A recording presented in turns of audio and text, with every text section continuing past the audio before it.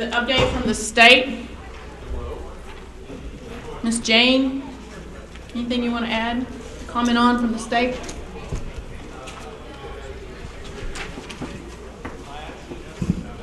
No, I really don't have anything to update you with.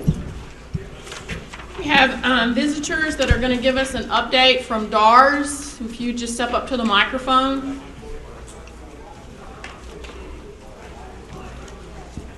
Good morning. Can you hear me okay? So I'll try to do my best to stand and deliver here with my PowerPoint presentation. I don't know that you have the PowerPoint presentation that we sent along ahead of time. No, we don't. Okay. Well, I wanted to, and I'd like to introduce, my name is Glenn Neal. I'm the Deputy Commissioner for the Department of Assistive and Rehabilitative Services. And with me is Lindsay Halligan. She's a program specialist for our Comprehensive Rehabilitation Services Program. And we wanted to visit with you a little bit today about that program, make you aware of a service that we offer. We have offered for about 30 years now, but sometimes gets lost in the midst of all of the big health and human services program. The Comprehensive Services Rehabilitation Services Program provides intensive rehabilitation services for people who have experienced a traumatic brain or spinal cord injury. We provide services to people who have these injuries with the hope of helping them remain in their communities, increase their functional independence, and attend to activities of daily living. The program is funded by state general revenue. There's a dedicated account that helps to fund this program. The budget for the current fiscal year is about $26 million. So it's a relatively small program, but we do serve about 1,000 people each year in the program. About 2/3 of them have traumatic brain injury, and about 1/3 of them have a spinal cord injury. To be eligible for the program, you have to be at least 15 years of age, a citizen or legal immigrant, a Texas resident. You have to be medically stable, so this is a post-acute service, and you have to be willing to participate in treatment. As I mentioned, the purpose of the program is to increase an individual's ability to function as independently as possible within the family and their community. And we achieve our mission with this program by providing 3 basic types of service: inpatient comprehensive medical, outpatient services, and post-acute brain injury services.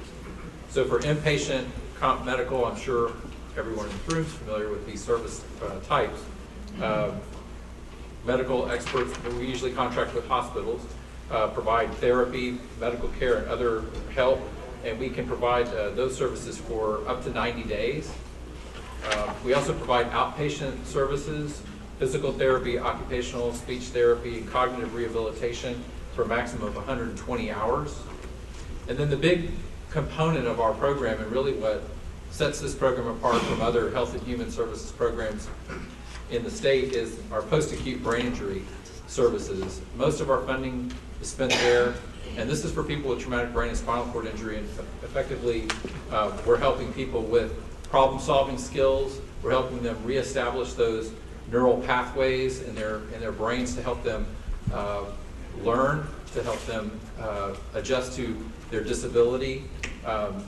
We help them with their mental and other thought processes and how to get organized, maybe how to get prepared to go back to work. We offer that through both residential and non-residential facilities. Most of the post-acute brain injury facilities are residential in nature. The closest one is CORE, which is in Dripping Springs. I'm not sure if you're familiar with them. We have 21 of those contracts around the state.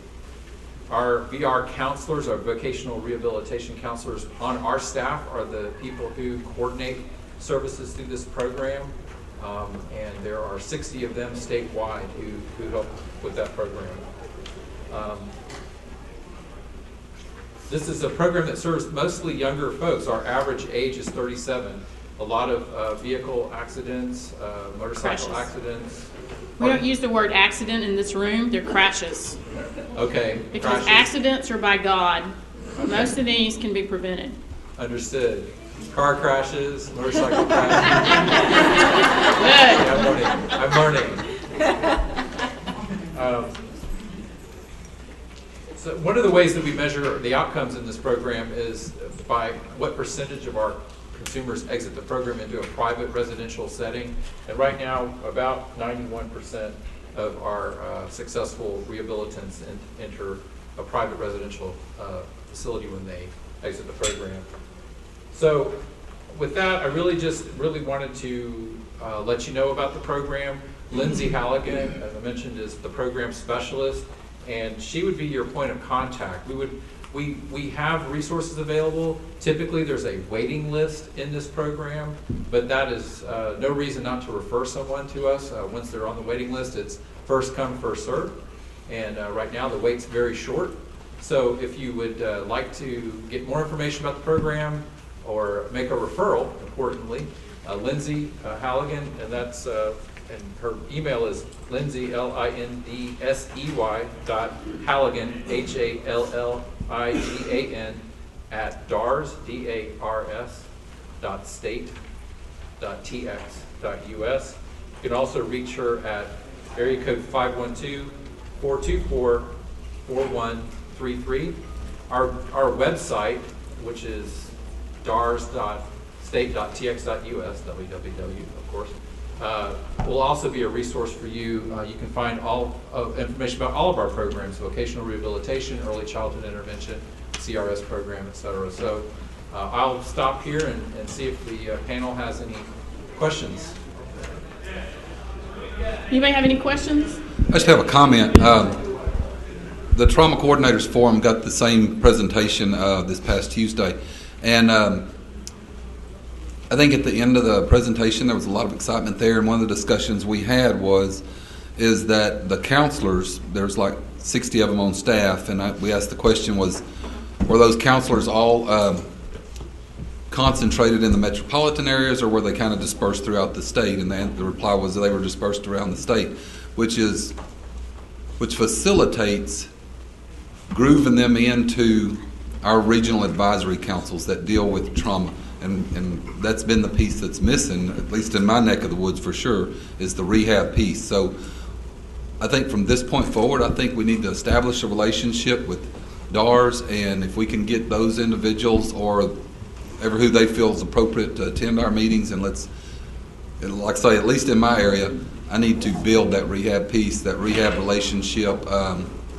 So I look forward to that. I appreciate your presentation this morning. Absolutely. Well, we appreciate the invitation, both to be here today and also to present to the trauma coordinators and to be at your regional meetings. We would love to have a place, at the table with you to share more about our programs and see how we can help you do what you do.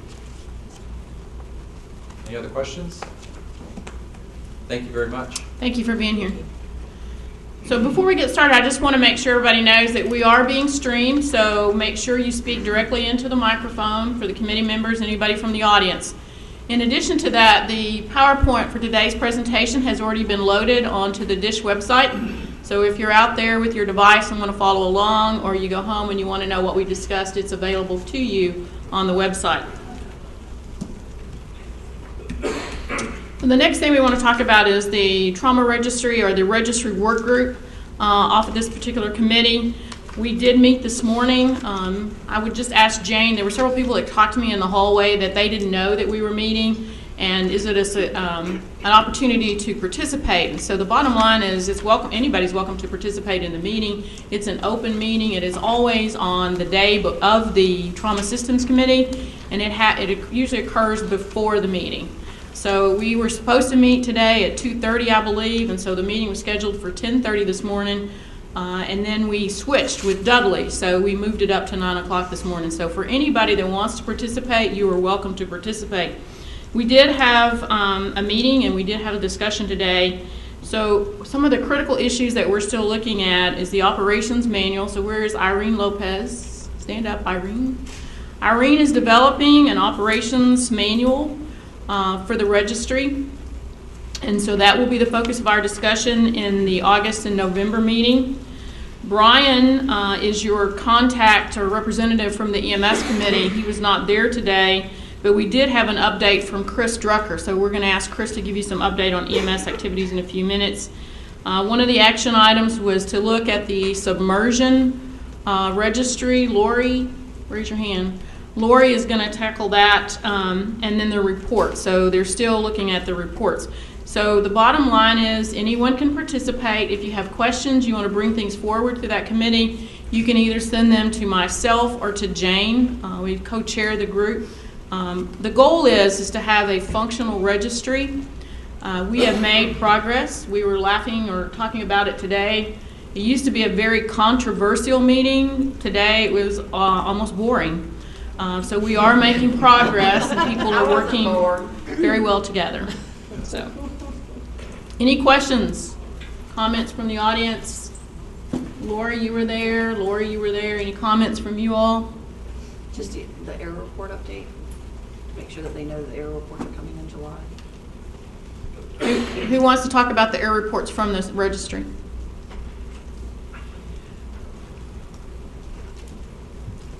Hi, this is my name is Christy Metzger. And I'm an epidemiologist, and I'm the acting manager for the Injury Epidemiology and Surveillance Branch, which houses the EMS Trauma Registry.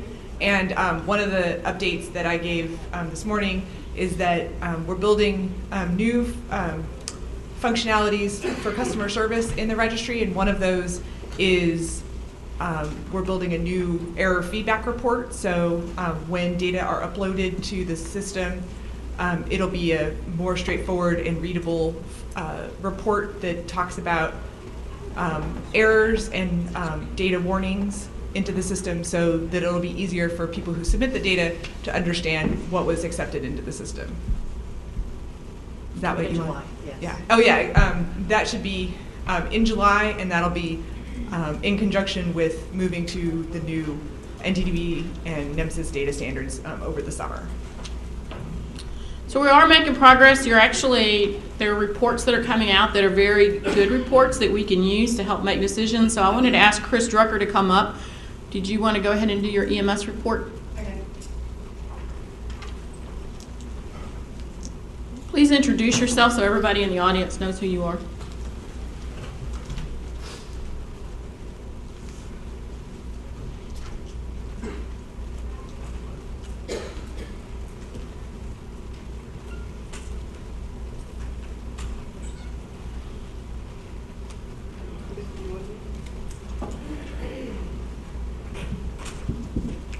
So we'll tag team this. These are some slides that I've presented at some of the other committee meetings, so I'll go through them pretty quickly because I think most of you have seen these.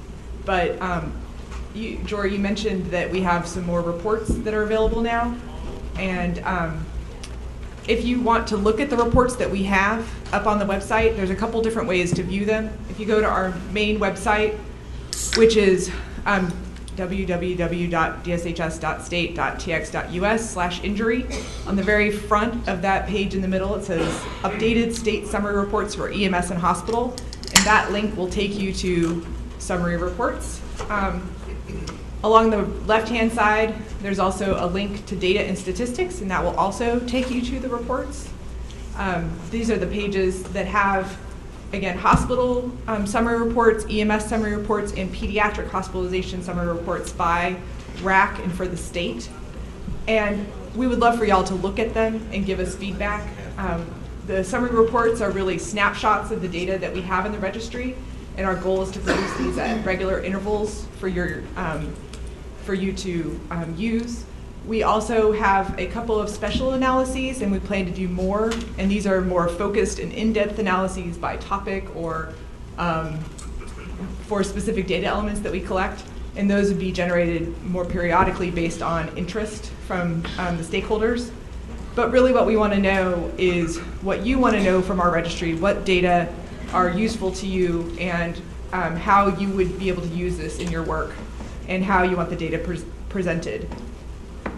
If you have comments, please email them to our general email address to our group, which is injury.web@dshs.state.tx.us. So we welcome all feedback. And also, if you want other data that isn't part of the summary reports, let us know And again, send us an email to that web address, injury.web, and one of our epidemiologists will talk to you and clarify what your request is, and our goal would be to try to get you information back within 10 business days. Obviously, bigger requests take a little bit longer, smaller requests take a little bit shorter, but that's our goal. I also wanted to mention just really quick that if there's customer service issues that you're having to use the registry, also use this email address, injury.web, and our customer service team will get back to you. And so now Chris will talk a little bit more about some of the specific elements that are in the reports. Good morning, committee members. My name is Christopher Drucker. I'm the epidemiologist team lead for the Injury Epidemiology and Surveillance Branch. What I'll be presenting today is just a few of the data elements that we do collect in the Trauma Registry. Christy brought up in her slides 3 questions that are very important, and I'll just go back to it quickly because the rest of the slides is going to be based off of these 3 questions. What is the data that you want to know? How can you use the data, and how will you like the data presented? And as Jory mentioned, we are now producing reports, and they are published online for both EMS and both hospital. We also have pediatric hospital reports and submersion reports online as well, in addition to a mechanism injury report. But this first slide I want to show you is just the cover page of a 2-page snapshot report that was produced by the program. This report is a snapshot. It just shows quickly what the data looks like that has been submitted to the registry. We may all be in agreement here that this slide and the next slide is probably really ugly, but that's okay. I do not have a background in art, so I do not know how to have nice little pretty stuff up there. What I do know is how to present the data in the way I know. And another way I know how to present the data is by getting feedback from members of the committee and all stakeholders alike about data that would be interested to see annually. And one of the things I want to highlight will be the, on the top left, there is a chart that shows runtime by EMS agencies. Now, when I first created this, I just looked at the average runtime and reported it throughout the day for the 3 different phase times. EMS is dispatched until they arrive at the patient, arrive at a patient until they leave with the patient, and from the time they leave with the patient to the time they arrive at the facility. This was a hot topic in a recent work group meeting that we had. I was sitting in a parking lot while talking to everyone online over the conference call about these reports. And what stemmed from that conversation was, how can we use the data in the registry to help benchmark certain things to the nation that we at the state of Texas are doing? And so we got great feedback from that conference call. And so what I want to show you is what a 30-minute little session that we have, what it can translate into. So now, one thing that was talked about was this is a trauma systems committee, and we're interested in trauma patients. And so one thing that was generated from that little conference call was to create a trauma-specific report for EMS. And so that was done. It's longer than 2 pages. The entire thing is about 35 pages. But it was based off of the NTDB annual report. If you look at it, it kind of even looks graphically like it, if you're aware of what the NTDB annual report looks like. So here are the different elements that are included in this report for the state of Texas, based on EMS data submitted to the registry, where the report was for a trauma record. There are different state-level characteristics, different patient-level characteristics, and different EMS call characteristics that were generated for the report. For example, we'll look at the top 5 mechanisms of injury. We see that motor vehicle traffic was the leading cause of injury among EMS records submitted to the registry, followed by fall closely, and then less than 10% for the other 3. Each data element is presented in both table form for those who want to see the actual numbers, and both graphically for those who would like to see it more in a pictorial type of presentation.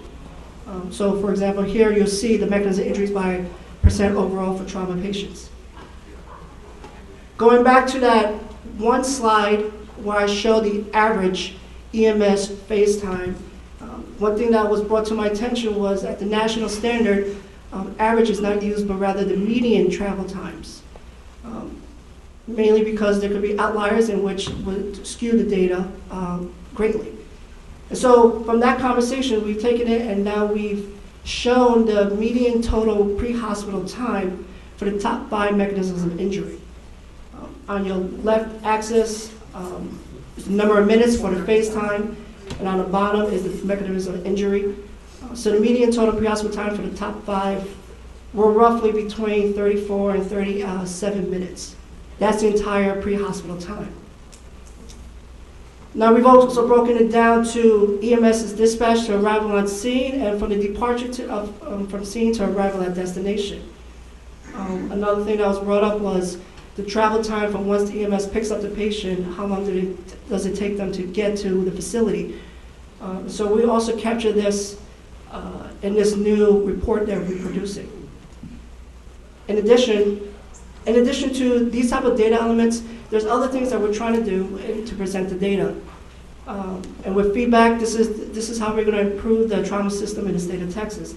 For example, this is a very full slide, so it may be hard to read, but here are the 10 leading causes of injury based on the age group. Now you may notice in the total column, falls and motor vehicle traffic flipped. That's because there were some unknowns based on age grouping which caused that change to occur.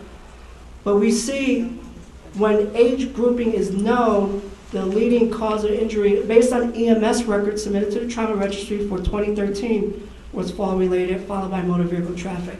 And then I highlighted a couple others. Cut pierce ranked 6th, fires and burns ranked 9th, and firearm related injuries ranked 10th among EMS records submitted to the Trauma Registry for 2013.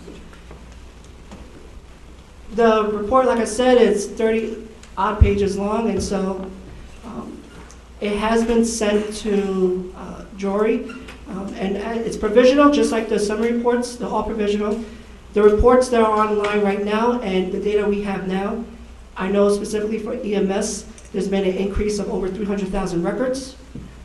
So this is why we have to say it's provisional, because these numbers will change. The data set is still open, so we are still collecting 2013 data. But in the future, there's been plans to have a set time for that to close, so we can generate these annual reports in a more timely fashion. Thank you. I just want to thank Chris as well as Chrissy, because they've done a great job at trying to make this data more available to you, to us, to actually have it for these committees to make some decisions on where we're going to go and what's the next step. So thank you very much for being here. And the PowerPoint will be posted on the DISH's website, so any of you can go there and download it and review it. Okay? Chris, yeah, I got a question. Chris, good reports, great reports. Those were state level reports, right? Correct. Yes. Is there or will there be the capability to filter that down by region? That same report, but by region? Correct. So right now, what's on the website is a state level and a RAC level version of that report. I do foresee, unless my acting manager says otherwise, but I do foresee that we can generate RAC level reports.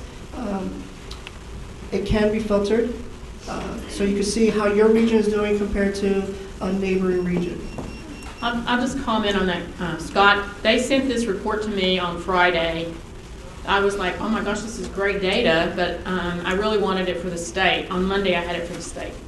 So it is available. So can you just give a quick overview of how people can access and get information from the registry?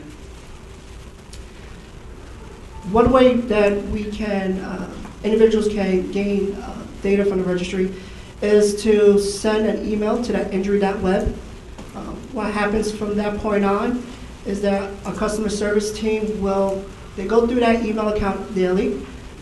Anytime a data request is emailed to us, it goes on to Erin Cater, one of our epidemiologists, and she will contact whoever the data requester is to generate more information about the data request and to assess what the needs are At that point, if we can fulfill that data request with the data in the Trauma Registry, depending on the level of analytics required,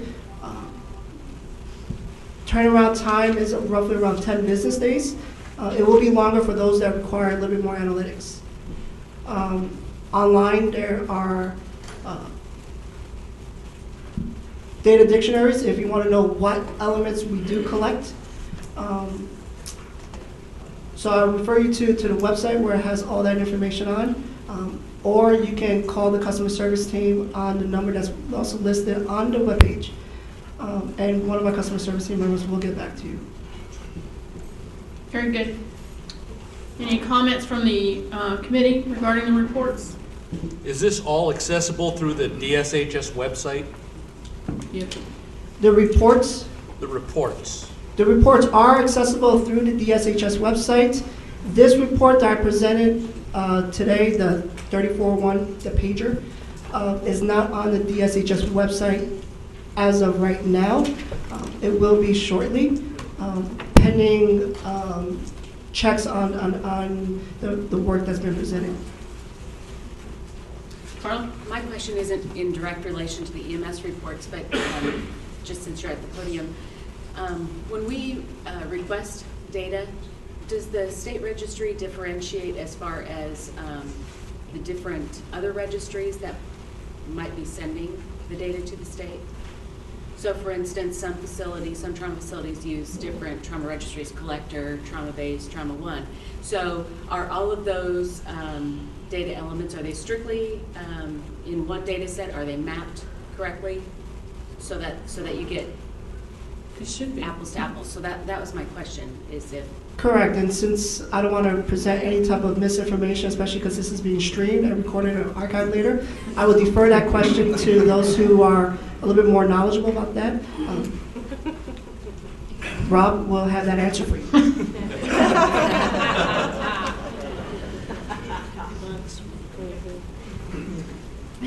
As of now, under our old legacy import, we get what's based back from 2002, a data dictionary that was put together quite some time ago. And so any legacy data now that's coming in comes in into those formats and is mapped to the new NTB elements.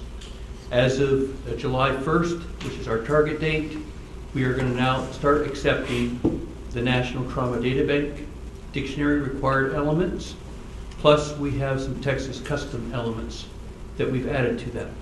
Those Texas custom elements are being reviewed next week in a couple webinars, one for the vendors and one for the stakeholders. A key thing is that our goal is to become, base all of our data entry and our data on national standards. So we'll be moving to both the NTDB standard and the NEMSA standard. So we have, our goal is by July 1st to have for hospitals, all of the different vendors that collect hospital data will be sending in the National Trauma Data Bank. They are all moving towards that direction. So all of our data collection will be based on the standard. So that's a real key for us. And all the vendors are building in those new Texas custom elements also for you into their codes. So we'll have all that data. Everyone will be collecting the same data and be able to send in the same data as we go forward. This will happen for not only for the National Trauma Data Bank data, but we're also by the end of the year, August timeframe, we'll also have the NEMSIS for EMS. So that is our push. It's our big, what we want to achieve this year, and it's a big one because it'll put us all at the same table as far as data elements and data collection. So I think, Carl's question is very important to us. So is there a way for somebody in the registry to validate that mapping process? Because the hospitals have to do a mapping to make sure they're sending the right data in, and then there's got to be a way to make sure that it's being mapped at your level as well. The mapping was going to take care of itself in the future. Digital Innovations, which is working with National Trauma Data Bank, they are building a validator within their software so that any software coming from any of the vendors can be validated before it leaves their internal registry, their software, and we're using the same type of function as it comes in. So there'll be 2 checks as the data comes in, and it's also based on the National Trauma Data Bank data standards. And in there they have what errors are and what they will accept based on what's put in. So there'll be no saying, well, we put this in, if it doesn't fit the dictionary, then it will not accept it. So we're just basing it basically on what the National Trauma Data Bank standard is and what whatever entry they put in there, does it fit what it should be. Okay. Any other questions? Thank you very much. Thank you. Where's Starla? Are we going to get our PowerPoint back up?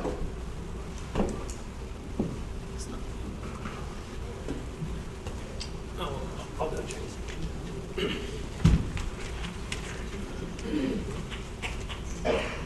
Which one, Dory? Mine. This one.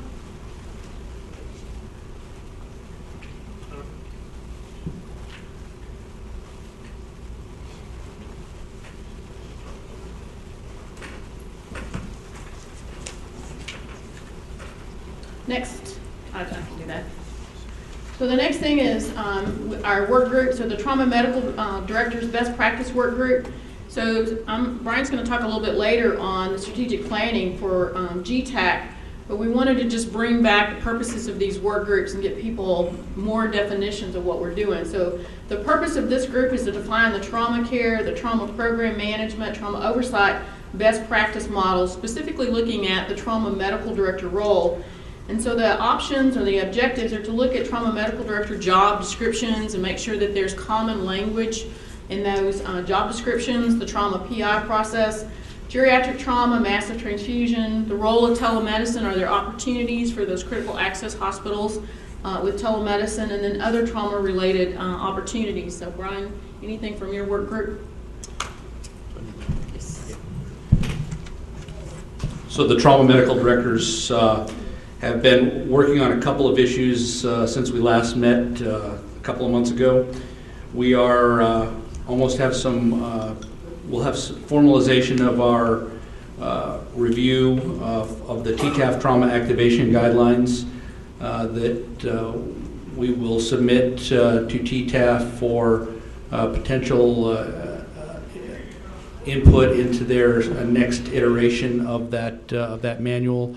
A lot of those recommendations are really it's actually it's a fine manual. It's very useful reference, but a lot of the recommendations are going to be sort of at subspecialty input, particularly at aimed at the level 3 and level 4 trauma centers. The other thing we've been working on is the geriatric best practice guideline. We hope to have that shored up for presentation at the next GETAC meeting. A lot of our efforts have been directed in the last 6 to 8 weeks, have been directed at discussions about the impact of the trauma system funding on medical systems and medical centers specifically, and a lot of the working group has actually been dedicated to that project, both independently through TTAF and through the work group. As Jory mentioned, we will present later on this evening. The strategic agenda is now going to be revised. Our last state strategic trauma agenda is about a decade old. We have been charged, or will be charged by the council, to revise the strategic agenda for the state trauma plan. We hope to actually we will put that out to committees later on today with the tact that the committees will actually look at their finite piece of the trauma system agenda and actually develop the revised agenda that's has centricity in their area of expertise, and the trauma medical directors will be an integral part of working on that for the chair for the trauma system committee's recommendations ultimately when we present that to the council. That iteration of the trauma, the new strategic agenda is likely going to be about a year-long process by the time it goes through the various committees, goes through council, goes through public comment. We're looking at putting out the new strategic agenda for trauma probably about this time next year. And the last thing I would like to mention is we have a very robust involvement of level 1, level 2, and subspecialty medical directors on our committee. But really to get the full breadth of input for our system, the vast majority of our system is really level 3s and level 4s. And I would implore any of you that have medical directors in your system that might be interested in participating to get in touch with myself or Ms. Klein, and then Jory can refer them to me. My contact is eastridge@uthcssa.edu. Because again, we really want to involve the continuum of medical directors across the state so that we can make this a comprehensive, this be a comprehensive plan for development for the chair and the committee. Could you give your email address one more time? Yes, Eastridge, EASTRIDGE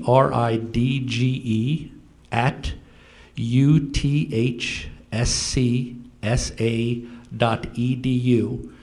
And specifically, we're looking for level 3 and level 4 medical directors. Certainly any level 1 and level 2 medical directors are interested. We're happy to have their input also, but there's the need is for level 3 and level 4 directors. Thank you, Brian. You can also access all of our contacts on the DISH website under the trauma system. All the committee members are listed there for you. So the next issue for discussion is we asked Kelly Stowell to review the non-physician provider work group. She's chairing that. And so the purpose of this particular work group is to look at the opportunities for these individuals in the trauma programs. And so a couple of things we wanted to start with were, again, the job descriptions, the language, bringing them into the trauma world, the organizational structures. For example, our mid-levels report directly to me, some report to the physician. So what are the organizational structures out there? Orientation manuals, expectations and training. And one of the issues that I see as a challenge is, hospitals have their credentialing bodies that they have to follow. So nobody's saying we're going to challenge that. But how do you get those skills developed, and where do they go to develop those skills and different resources that are out there? So Kelly, can you just stand up so everybody knows you? The other issue is if there's anybody that wants to work with Kelly, please contact Kelly. So I don't know, Kelly, if you want to come up to the microphone and talk about what you've been doing and your contact information. I'd like to thank the committee actually for the opportunity to help lead this discussion. It's something that is relatively new to our facility at Scott and White, but I'm eager to see this grow within the state. So we've actually had one conference call. It's slightly difficult to get the APPs away from their practice environments to actually meet in person. But it was kind of interesting. There's quite diversity in both the practice and somewhat the scope of licensure for each of the providers. We did have good representation from level 1, 2, and then some 3 and 4 facilities. These are a few of the things that we started some preliminary discussions about. So any strategic goals from the committee would certainly be welcome to help guide these discussions in the future. We do have good pediatric representation. Lisa Price was joined us on the call, as well as Dr. Greenberg, who is one of the EMS provider medical directors. So a few of the things we actually talked about were some of the revisions that are forthcoming in the new ACS verification manual. Again, the different scope of practices with nurse practitioners. For those that are not familiar, there are some variations within the group that practice in this role as both acute care nurse practitioners and family nurse practitioners, and that presents some interesting challenges regarding the type of functions and your credentialing at your facility. We actually did not have any PAs, I don't believe, in the group, so if anybody has physician assistants that would like to participate, we certainly welcome that. My contact information is my first initial K, last name Stowell, there on the screen, @sw.org. If you are interested, please just email me. I'm trying to develop a distribution group because primarily our communication will be electronic in nature. Any questions for Kelly? Thank you. The next work group was, this was brought up by Wanda, and that is the Regional Advisory Council Development Work Group. So these were some of the proposed targets for this particular group. Is Wanda in the room?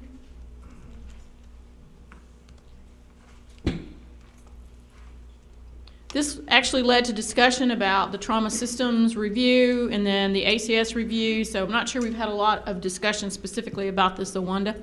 Right, we've not had very much discussion about this because we were waiting to see what was going to happen with the surveys. We were very interested in looking at some of the PI issues that we could work consistently across the state, even though the TQIP program is moving forward.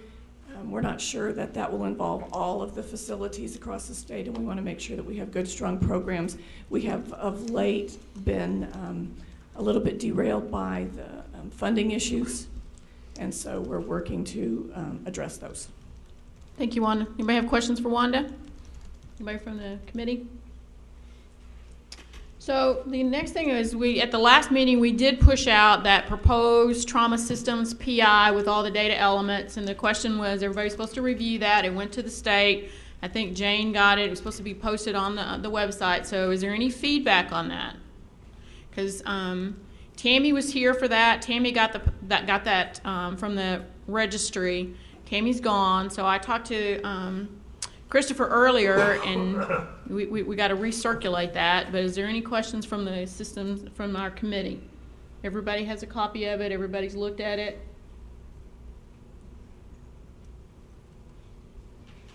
Anybody from the audience? Everybody's looking at like, what is she talking about? I can assure you that it's out there. I did not make this up. Okay, we'll just move on to the next, and I will send it out again. Okay, somebody verify that they actually looked at it.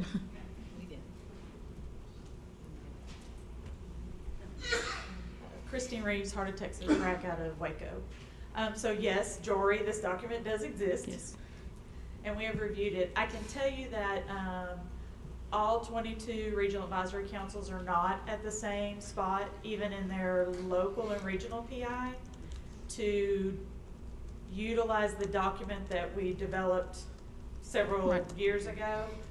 So I think that's why you're probably not hearing much out of the audience. Additionally, we have a pretty robust PI system, and we aren't doing the same performance improvement that you have that's listed in the state plan. So I don't know if maybe those that don't have a very robust system could use yours as a template and then maybe revisit the document again. I don't know if that's going to be helpful or not. I know that the executive directors sit around where it's just us trying to figure out what everybody's doing. And some of us take in and change, others do not. So this is going to be a longer thing potentially. Also, the issue with the funding that Wanda mentioned is causing concern for lots of things, this being one of those things that may fall through the cracks should funding get too small. I think one of the intents originally was that RACs would do this, and then over the last couple of months, the intent has really moved to the state level. That the state, if you're submitting the data, that the state would be able to help extract that information and provide reports. So that was what Tammy was asked to do, is to look at, you know, what data is there, how easy is it, what kind of infrastructure would we need to have in place at the state level for that information to be pushed back to the various RACs. So we'll put this back on the agenda for the next meeting. So the next item on the agenda is the Trauma Registrars Work Group. Irene Lopez, if you want to stand up and come up to the microphone. So in this particular issue, what we're looking for is the job descriptions and the standardization of the roles. And again, we're not saying that every hospital has to do it a certain way, but the goal was to look at the job description language, the organizational structure, again, to provide, if there's an opportunity, clinical ladders for the trauma registrars, educational development, and then data management. And so anybody that's looked at the new book from the American College of Surgeons, you know, this committee wrote a letter to them asking for some of that language to be changed. That language is changed now. So Irene, do you want to comment on your work group?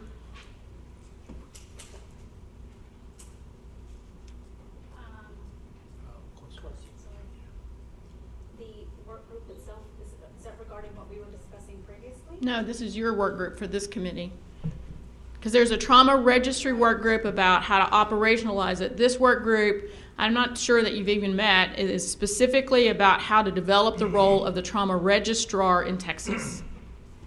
Well, I know through the TCAA, we are working to develop an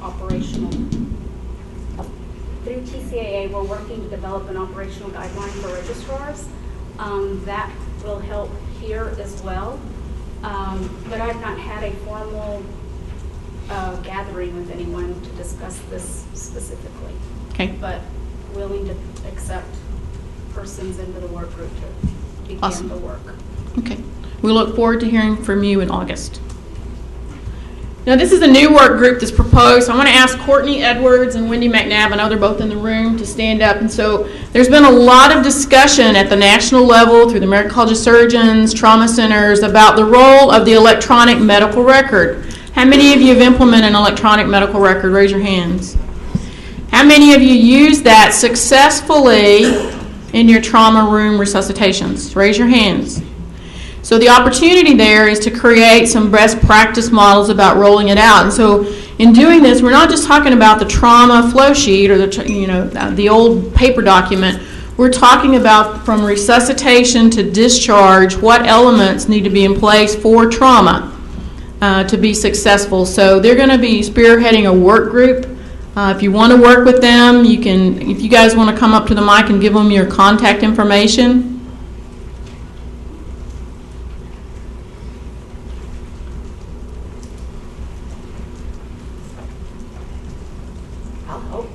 Diana Mapp at UTMB.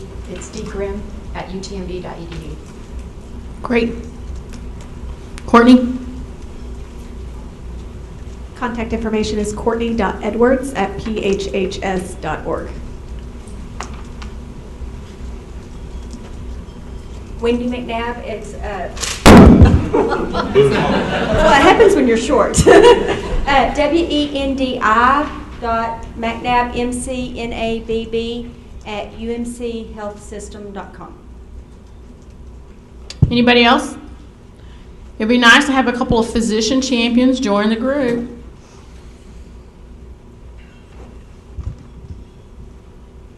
So there's a place to start. So we'll look forward to hearing from you in August.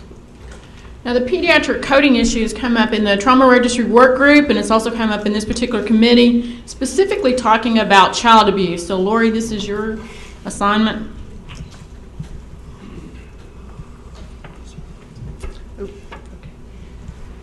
So we pulled. I actually worked with the state group, and we've actually I've gotten the first report, basically pulling just to look at the child abuse E-codes and by RAC to see the volume that we're truly looking at. And we looked at 2013. We know some data is still coming in, so I'm going to wait until August to present that data here to this group to see if we get more records. But it's kind of concerning because there's actually some RACs currently today that have no child abuse E-codes for submission to the state registry at all. That would be great to think that there's no abuse in those areas, but also very difficult to believe. So our goal will be, once we've looked at that data, is to then reach out and work with those RACs to talk about the abuse cases there, what E-codes are they normally using, and to try to make sure that we get a better capture of true impact and volume in this particular patient population. Any questions for Lori? Lori's bringing that information back to the Trauma Registry work group, and again, that group is looking at the operational issues at the state registry. Impact of alcohol. Now, it's been discussed in several meetings, so Carla, that's your assignment.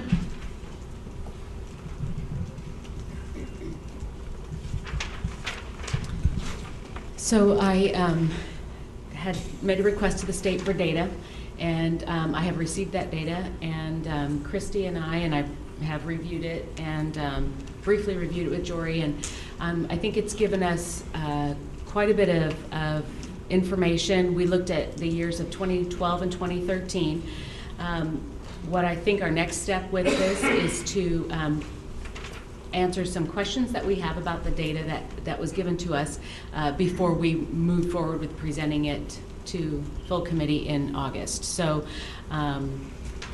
we would need some clarification from the state. So I think that that's our next step, and so we'll be submitting you those questions for the committee to review in August. When it was presented before, Wanda brought up a great question. Are we looking at the incidence of alcohol and trauma, the impact? What are we looking for? So we narrowed down the focus, and that is to look at what the actual, what's in the registry about alcohol and trauma, and then we go from there to look at defining best practice models. How should we capture that information, and then opportunities for improvement. So any questions for Carla and Christy? Y'all are very quiet today. What is the deal? Trauma system survey. Now maybe we'll get some discussion. So Ms. Jane, anybody want to give us an update on where we're at? The last meeting we talked about having a survey. Everybody knows there's a funding issue. The question is whether we're going to have this survey or not.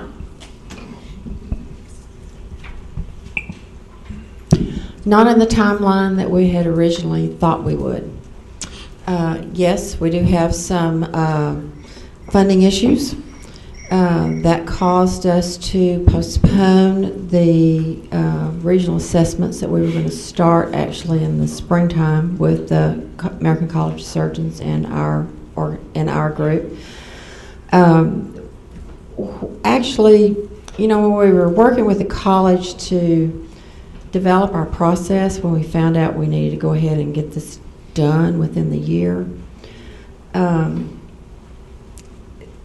this is not totally a bad thing to postpone, because we honestly did not have our process vetted and solidified. We were still working with the college up until February on how we were going to do this pre-assessment survey.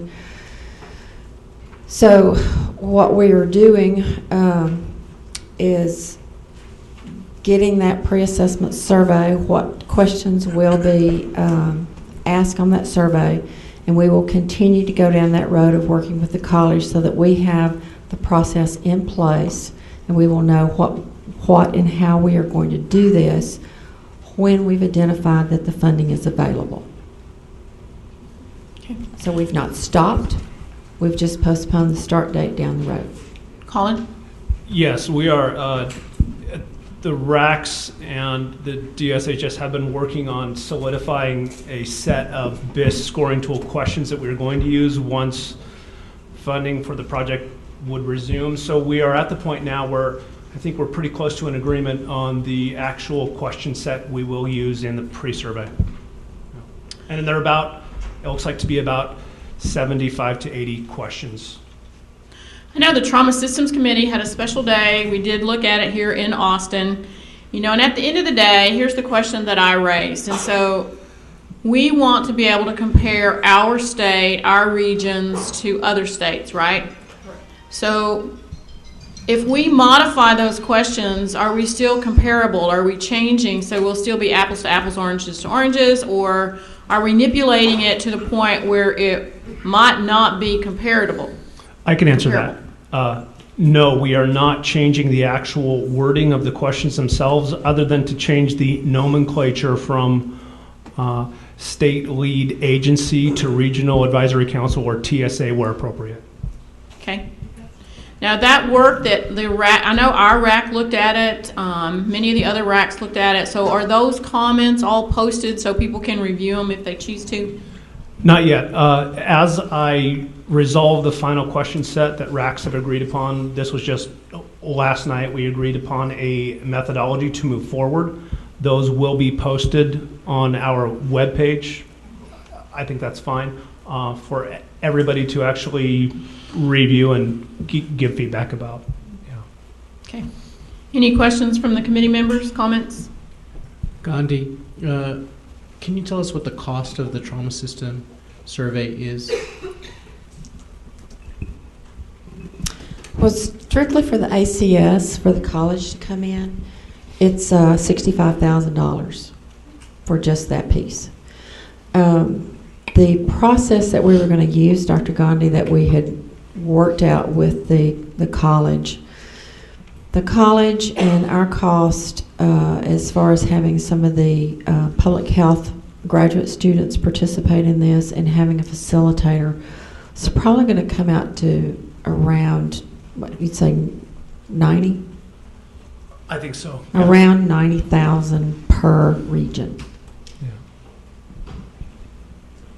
I mean, one of the estimates we looked at when we did the initial budgeting for this process is probably about a little less than $1 million, right around in that range, to do all 22 racks.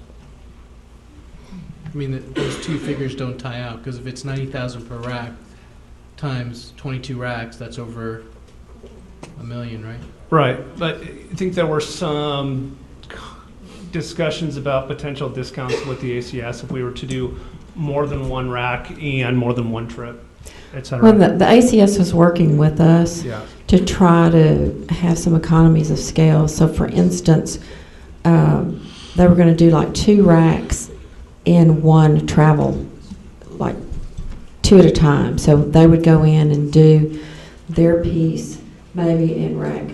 Q and E were going to go out first, so they would do Q in the 2 days, and then over the weekend they would travel to E, and then they'd start in E on that following Monday. So it would help with their travel costs and the costs with the ACS. It would also help with our travel costs and the costs of having a professional facilitator and some of the costs with grad students. Is there any other person we can have instead of a $90,000 paid facilitator? I mean, I'm not sure what that person does, what the job description of that person is. I don't know, but I want to look at it. Well, I can guarantee you that that wasn't the cost of the facilitator. Okay. If you remember back in 2010, the college recommended that we partner with some of the schools of public health. And so we were doing that. We actually had an internship set up with several of the schools that we had actually made selections of grad students to go through this process. So what we had worked out with the college is that we were going to do the assessment electronically first, okay, and using the BIS tool. That would be an electronic survey that would go out to all the membership of the RAC. That feedback would come back to the college. The college would come in and they would do, they would actually go through that tool at the regions, at Q and E. And the part of that process would be to take these grad students and really train the trainer, train them as how to go through and walk through this tool and glean the information from the regions that would then go back to the ACS for the other assessments. The ACS would then bring that in and they would do the consultation physically in the RAC using the information that was gleaned from the survey and from the face-to-face within the region with another face-to-face meeting in the region. So it was really the first 2 regional assessments were going to help train some of the public health students on how to do this.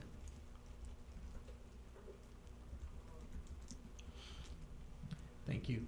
I think we need to have some offline discussion, because even though the college may have said that, I think for the state of Texas, if we don't have the resources, that we need to find another way.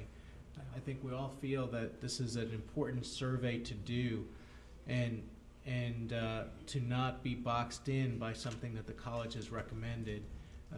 College recommends lots of things. They had recommended at one point that level 1 centers would have neurosurgical residencies, and that's an impossibility, and they've taken that out. But certainly that was a recommendation at one time. So I think recommendations by the college are good, but I think we have to have our own solutions for the issues that we face in Texas. So we'll hear more about this in August. Is that a true statement? That's a true statement. Okay. And will there be, this is important, everybody wants to know this, will there be opportunities between now and August for people to be in the room to talk about this? I don't know. I guess the biggest question is, let me rephrase this.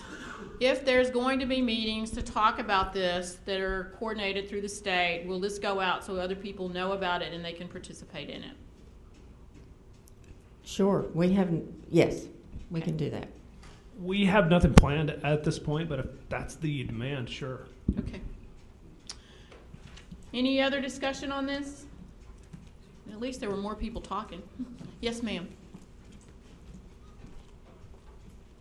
So I'm Diana Krause, I'm the Director of Trauma at Dell, and we recently reviewed the BIS tool in our RAC, and I would just welcome what the committee's already said, is that there are standards in that, and if we pick and choose which questions we want to answer, which is exactly what was already marked out in the review packet that we got, it doesn't make a lot of sense.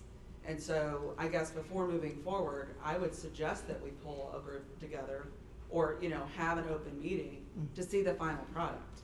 So, to sort of say, okay, are we going to try to use a product that we can compare ourselves nationally to other places, or are we really doing a Texas version? And if that's the case, then it needs to be standard through every RAC and not sort of pick and choose what questions we're going to answer. Okay, let me address some of that. Part of the, and first of all, we agree with you 100%.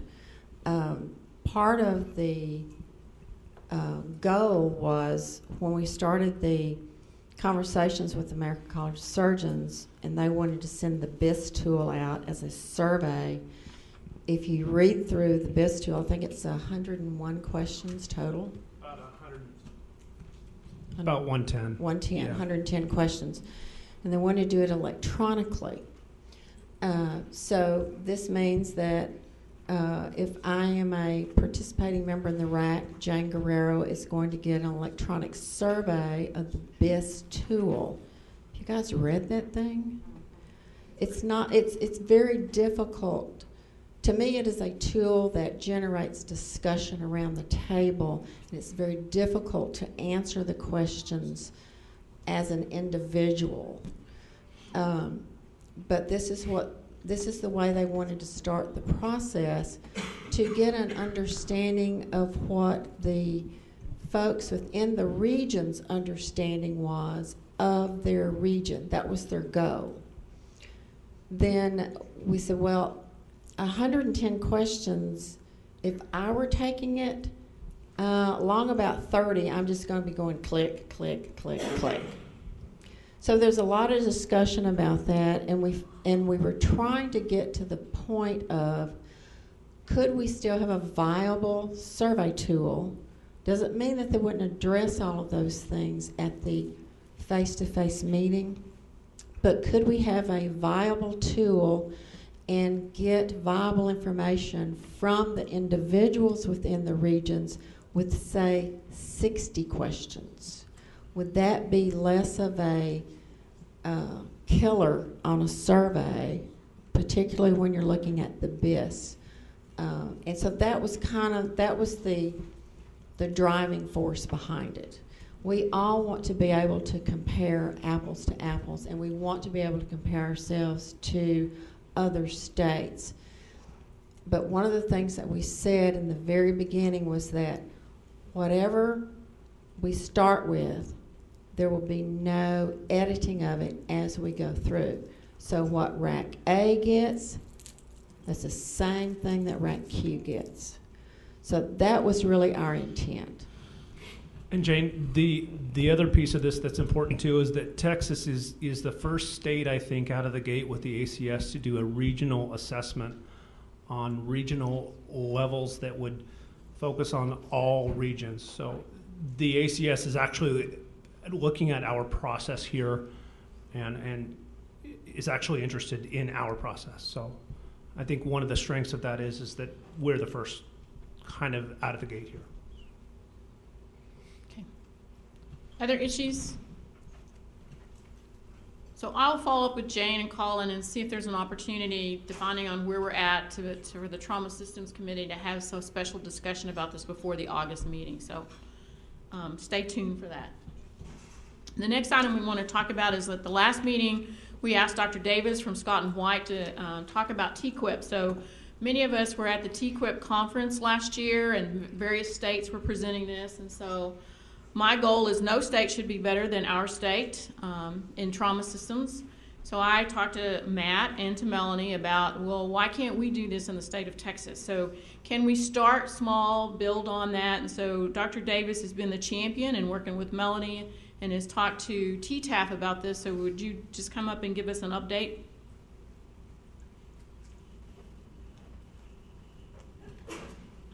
Is it a terrible break in decorum if I stand over here? All right. I feel weird, my back to everybody. The front's hardly more entertaining.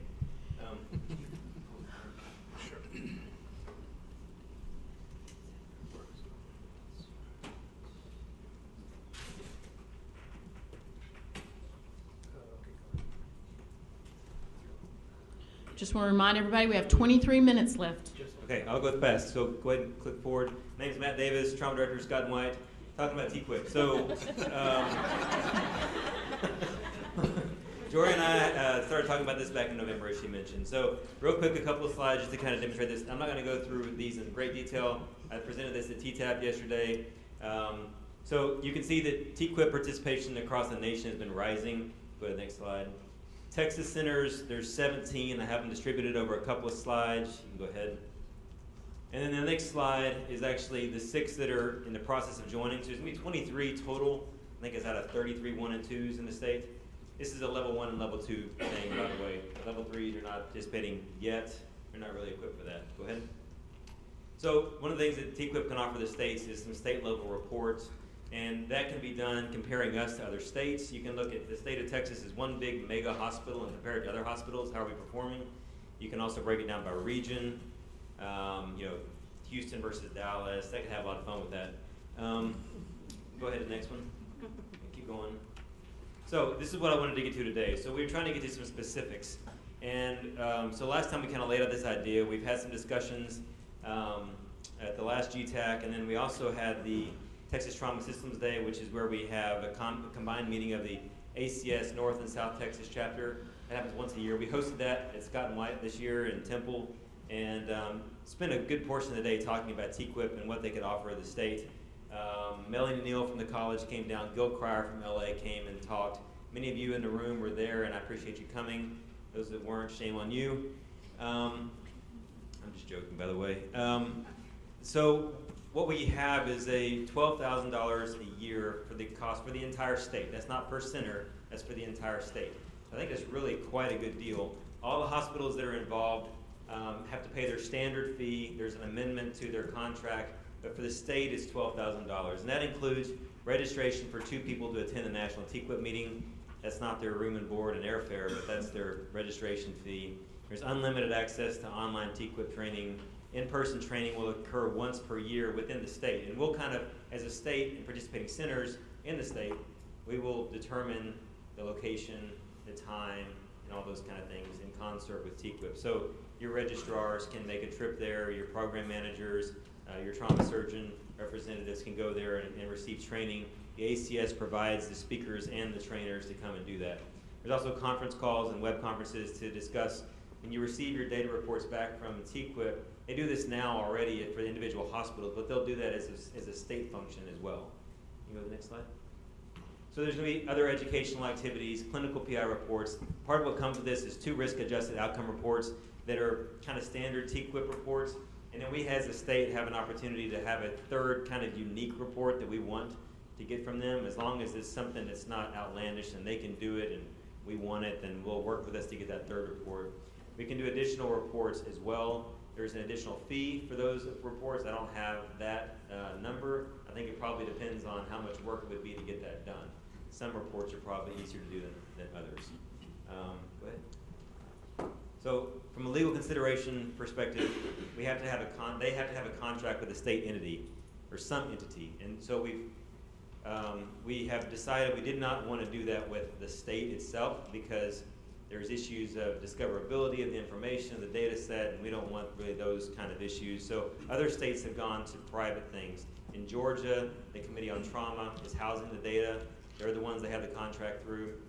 that's a consideration for Texas, but we have two COT chapters. We have a North chapter and a South, and so, you know, we started thinking, and really it seems like TTAP is probably the best place for this to be housed. The other thing that I wanted to be real clear on is that I'm chairing this, and I'm happy to do that because I believe this is important for the state, but, and I've iterated this yesterday, and I'll say it again, I don't want people, when they are involved in this as a collaboration, to think that Matt Davis from Scott and White has my hospital data. I am going to be seeing it because I'm working with everybody to improve care across the state. But it's Matt Davis with TTAP and with the state TQIP initiative, and so it's not like that. But I don't want even a pretense of that. We also have to understand confidentiality. And again, this is not a competitive thing. We're not going to get together in a room and look at all hospitals' data and, oh, we're better than them, or they're doing terrible here, and we're going to use that as a competitive advantage. That's all a no-no. This is a collaborative effort to improve care across the state. So there will be individual hospital contracts that will continue in the way they always have for TQIP, but we'll have to get an addendum to the hospital contract for these state reports. One more. So as of right now, the plan is going to be to house the report with TTAP. We will have a TQIP committee. Many of you have emailed me and have had an interest in participating on that. So far, we haven't had anything to discuss because we've just been trying to get this rolling. I'm hopeful that by August we can actually get together and talk about, you know, kind of how we're going to use this and what we want to do. We're going to obviously need participation by the involved centers. If you're going to participate in this, then I'm going to need you to actually be there on phone calls, or if we get together and have a discussion. You know, the real value in this is going to be to collaborate and look at centers that are performing well in a certain area, and then other centers who may not be performing as well may have lessons they can learn from there. I think it's an effort to share ideas and clinical pathways to improve care across the state. And then lastly, and important, is funding. Again, I don't think this is a huge chunk of money considering the amount of information that we're going to get. But option one was to split that among all trauma centers participating, which again, if you're talking about 28 hospitals, it's a pretty small amount. The other option is to have TTAP funded, and TTAP, their board, is going to discuss it coming up soon. I think there's a possibility that they'll want to take this on as part of their mission. So I think that's all I have. And that's my email, mdavis@sw.org, if anybody has any questions. Any questions from the committee? Any questions about supporting this for the state of Texas through the committee? Any questions from the audience? Okay.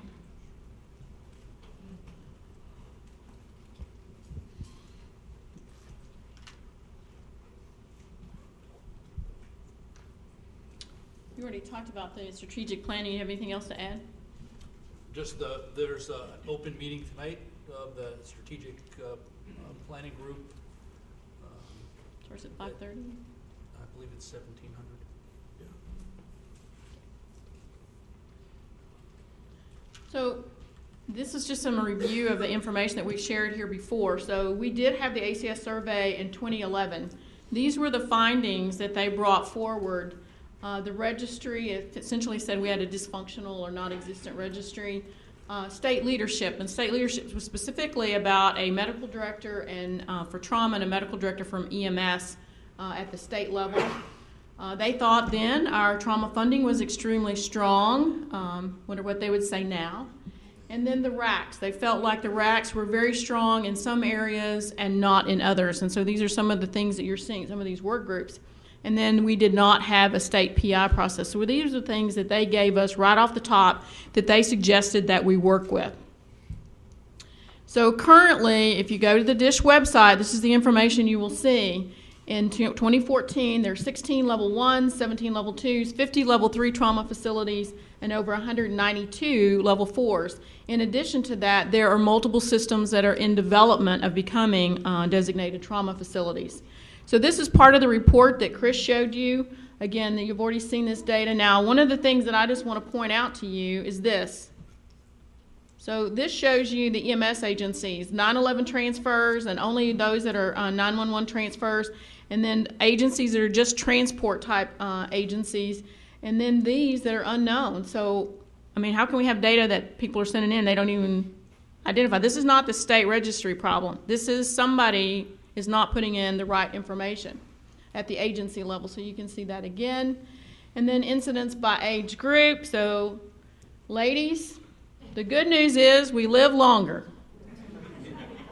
But when you get old, count on an injury or get out there and exercise so you can prevent that. The top 5 mechanisms, again, this is straight out of Chris's data. You can see the falls, motor vehicle crash continue to lead the pack. This is interesting, the months. January and December. So you can see we all talk about trauma season. What do we talk about trauma season? When is trauma season? That's what we think, right? Well, this slide tells you that it's pretty much the same except for January and December, right? This is the data that's available.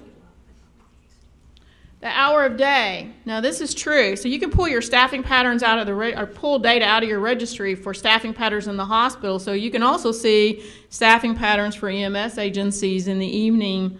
There's a high peak. So the median total pre-hospital time, Krista did a great job at reviewing this. Now in trauma centers, one of the things that we always say, they were on scene greater than 20 minutes. That's an indicator, fallout, and the new word, event. The bottom line is, if you talk to people, where did that come from? Who made that decision, 20 minutes? Nobody really has that data on that. So these are the information that we showed. This is 2011 data that we showed in 2012. Now we used this last year to talk to some of the legislation.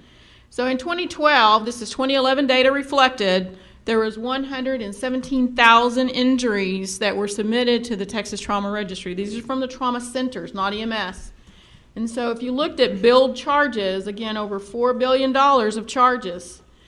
Injury by payment, so you can see, Medicare. Now, in our world, most of the trauma centers, if they're rural or urban, they're going to see a high volume of that because of the geriatrics. And so that number is probably going to be changing as we move forward. So this is a comparison, and this is what I've asked Chris and his team to do, is to take the current data that's in the registry and re-compare it to the National Trauma Data Bank and to break it down. So we would have this potentially in August or November. So this is Texas data. This is looking at age. It's not showing all the way over there. And then the bottom one is the National Trauma Data Bank. So you see we look very close to the National Trauma Data Bank. Now this is the comparison of deaths, and so this goes by the age group. Now this is something that you need to talk about. This is a really good thing for our Texas trauma system. The mortality rate in Texas, based on the information that we have, was 2.78% compared to the national level that's through the National Trauma Data Bank of 3.80%. That's a good thing. Our trauma systems, our trauma centers in the state of Texas are saving lives. So, why do we want to talk about this? Every one of you has a voice. Your voice needs to be heard about the Texas trauma system. We are being challenged with funding. Now, the state has addressed some of the issues, but that doesn't mean it can't happen again. And the critical issue is the tobacco money has been challenged in 3588. There's already been one hearing about 3588. It is going to be significantly challenged as we move forward. So start now, get prepared, talk about cases, get your survivors. Be ready to submit your data. Be prepared.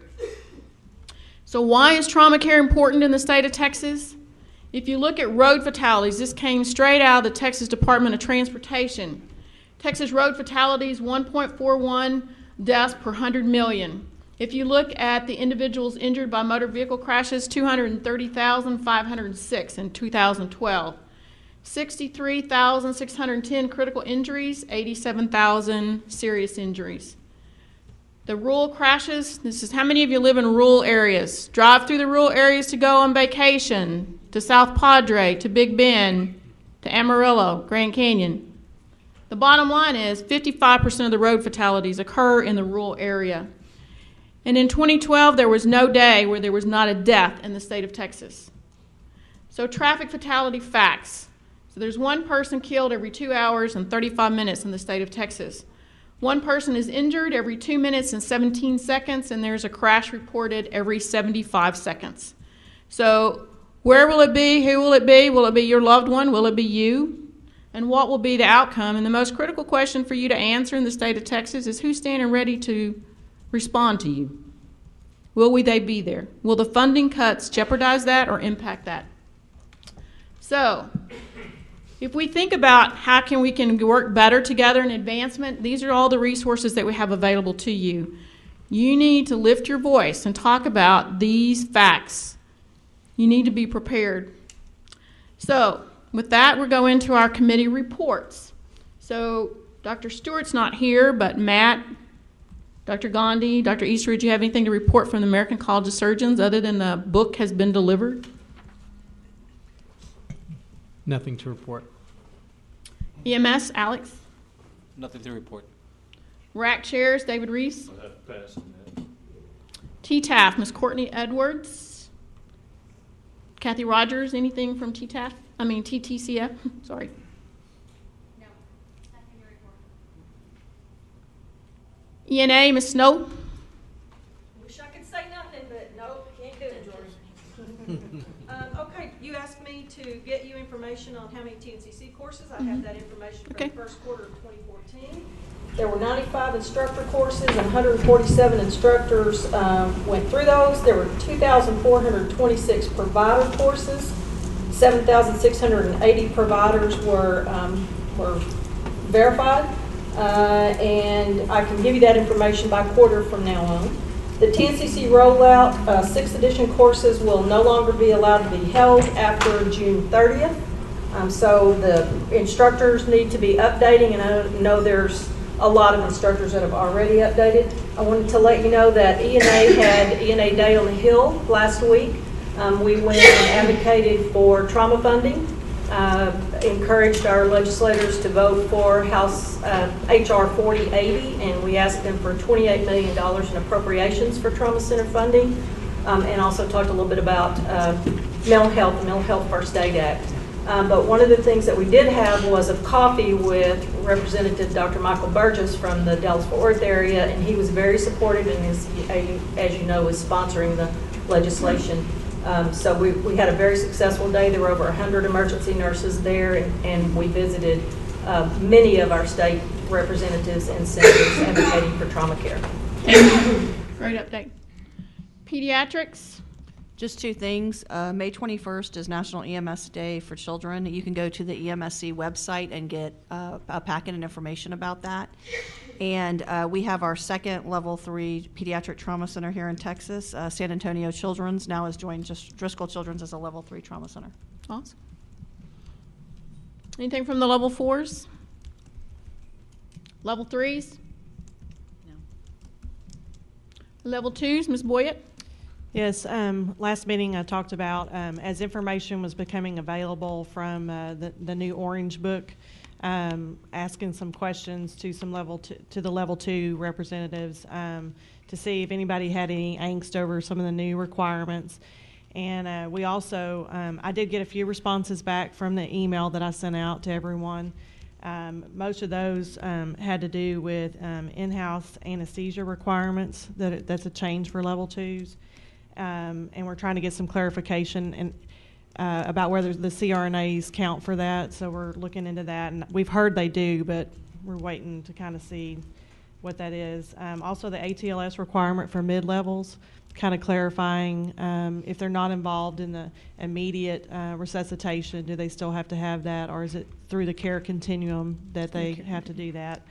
And some were concerned about, we also talked about this in the Level 1, Level 2 committee with TTCF, and we had good representation from both Level 1s and 2s. Some were concerned about the change regarding liaisons. It's not a change that the liaisons have to attend 50% of the meetings, but they will no longer be able to tag team it to have, somebody else in their group come. And so there were some bigger centers that were very concerned about that because they have somebody there all the time, but not necessarily the same person. Also, the backup plan for neurosurgery came up because some of us don't have a lot of neurosurgery, and we struggle to get just the one that we have or the two that we have to take call. And then the last thing was trauma registrar requirements for 2 major courses.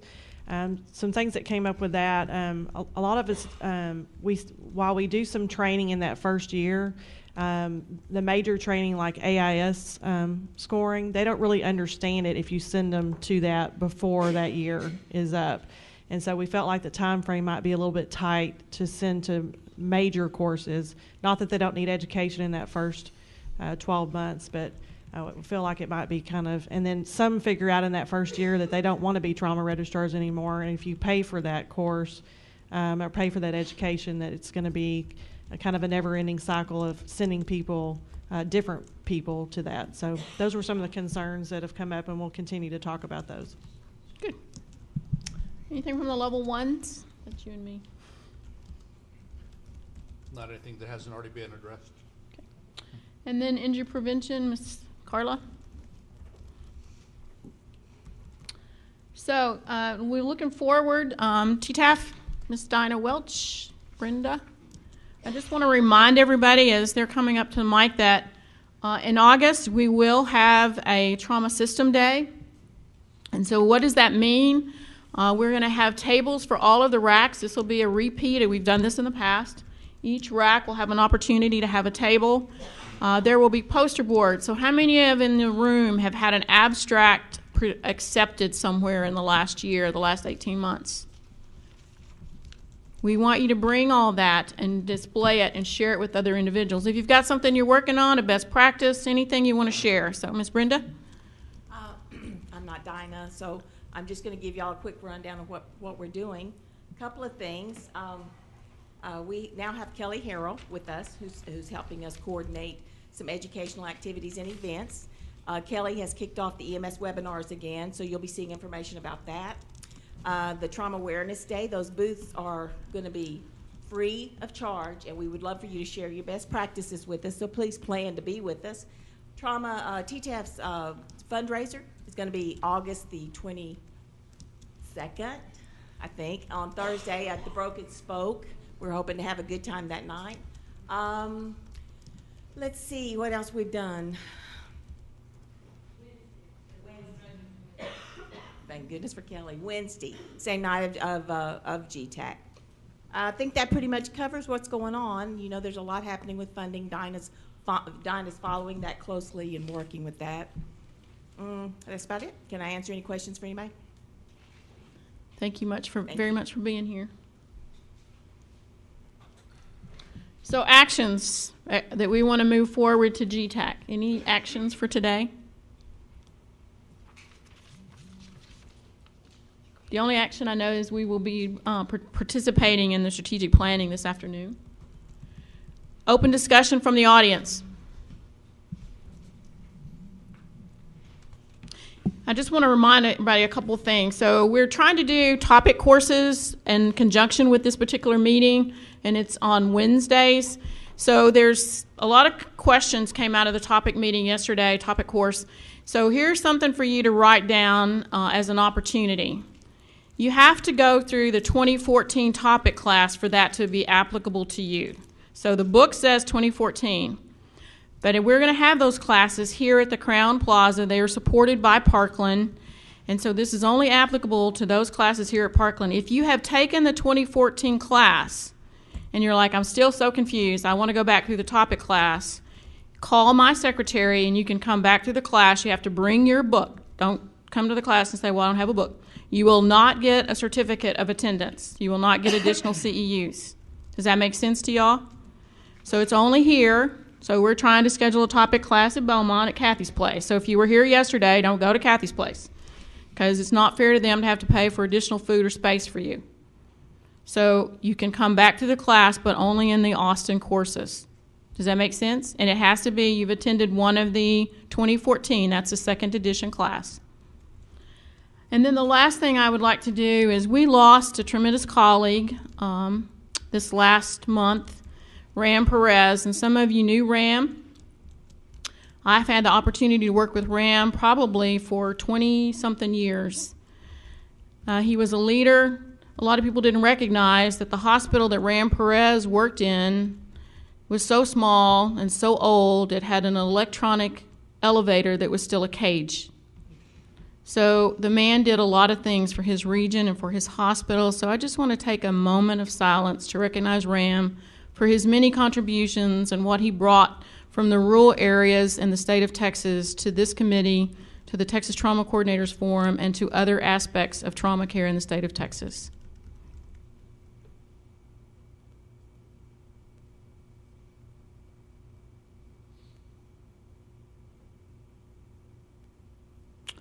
Okay, thank you very much. If there's anything anybody wants to bring up. I wondered if this committee would be interested in taking a stance on pre-hospital TXA for next time for discussion. That sounds like a great thing for y'all. Yes, they would. We'll assign it to them. Anything else from the audience? Any closing remarks? If not, thank you very much for your attention.